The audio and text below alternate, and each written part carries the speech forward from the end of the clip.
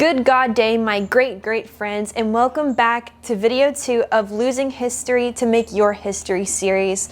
This video is all about relationships. Relationships are one of my favorite topics, and even though I know what we're going to say in this video, I still get a little unsettled with these conversations, but the more and more you have them, they do get easier, and they're very critical. I read this really amazing book several years ago called The Noticer by Andy Andrews. Grab that book. It will change your life. And in the book, there is a very beloved character named Jones. And he is mentoring a young man under the fishing pier who had lost both of his parents. One to cancer, one to a car crash. True story, by the way. And the young man is really angry. And his anger is keeping him under that fishing pier. And Jones, the beloved character, starts giving him biographies. And he says, you know, all of life's opportunities come from relationships. You're gonna have to have good ones. All of life's opportunities come from relationships, so you're gonna have to have good ones. And I thought, oh wow, I really love that line and it's really true. And then he hits the character with this one. He says, what is it about you other people would change if they could? And I was like, oh. I was on my honeymoon with my wife and I shared her that question. And of course she's very smart and she goes, well, what is it about? What is it? What's your answer? And I was like, and I felt kind of sick because there was an answer. But the reality is there was an answer. So I have to act upon it because I want to have a brighter future. I want you to have a brighter future. And if you want to have a brighter future, you're going to have bright relationships and you're going to need new opportunities. So therefore, as part of the Dundee family tradition, we ask each other this question.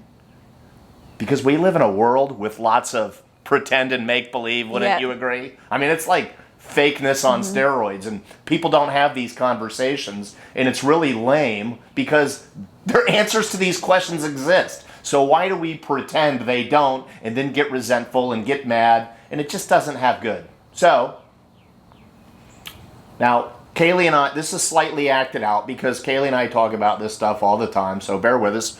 But we get together, once a week, once a couple weeks, and I say, hey, Kaylee, what is it about me that you would change if you could? When you're talking about topics that you're passionate about, you can come across a little much. So I would just say be more gentle. Yeah, no, and really, this has been a recurring theme. Lost a wife to addiction, lost a best friend to addiction. So whenever I'm talking about addiction-related things, sometimes I just want to reach to the camera and I want to strangle people and go, stop with your addiction, you're gonna die. But like Kaylee reminds me, like my wife reminds me all of the time, you got to meet people where they're at and be gentle. So when Kaylee shares that with me and when she continues to share it with me, I own it. She's telling me because she loves me. What a newsflash that is. Most people, you say, hey, this is what I like to do. They take it all personal. And like I counsel all of my clients and all of my business clients, when people are talking to you and sharing stuff with you, it means they care. You need to only be worried when they stop doing that. So I receive what you said. I knew it's what you were going to say. And I'm glad that you love me enough to work through that together instead of casting judgment on me. Because I can tell you what, people, the world, I can even feel that passion coming up right now. Because what I really wanted to say is, the world doesn't need a bunch more losers who are condemning other people. But since she told me to be gentle, you're right, I own it. I'm going to meet people where they're at, and I'm just going to share with the audience, the world does not need any more condemners out there. Maybe when you're perfect, you can condemn other people, but until then, probably best to not. Okay, now do you want to ask me? What would you change about me? Okay, well, we actually had this conversation last night at dinner. Kaylee's birthday, by the way, 22. Gosh, they grow up fast, people. We actually had this conversation last night at her birthday dinner at Capitol Grill. And she's going in to start, she's interning in hospitals. She's going to be using her degree on real life people. And she's admittedly nervous about it. And I just simply shared with her that,